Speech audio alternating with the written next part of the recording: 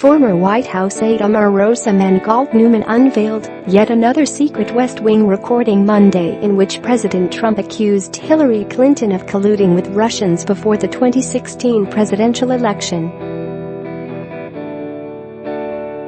"I think Hillary is getting killed now with Russia.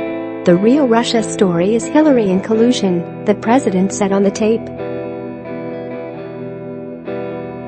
"Somebody told me it was $9 million they spent on the phony report. Yeah, someone just said she's far worse for the country than we thought. She didn't know her own campaign was spending $9. Did you see?" he said, referring to money paid to Fusion GPS, which hired ex-British spy Christopher Steele to prepare a damaging dossier on Trump. "Nobody knows who spent. I heard it was 5.7. Now they say it was 9. It was spent through a law firm, so that way they can't trace it.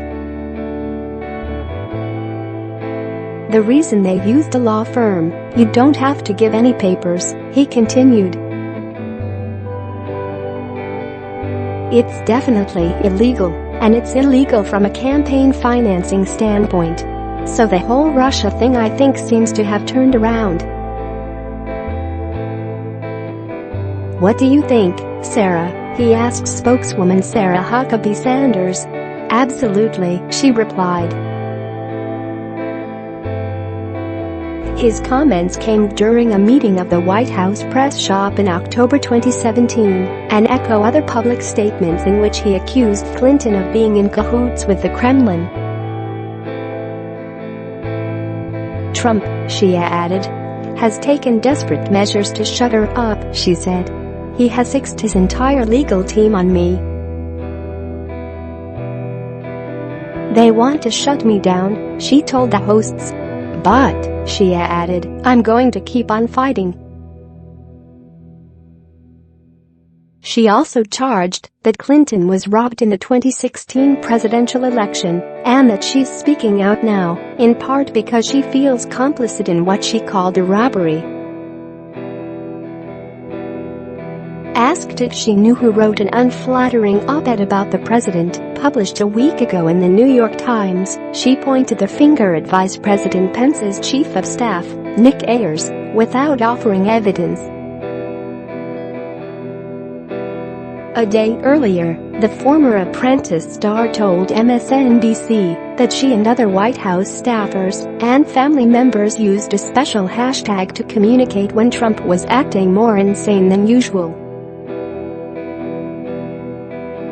Whenever he did something that was just so insane and so crazy and unhinged, when he would flip positions from one hour to the next, we'd just hashtag it TFA and keep moving.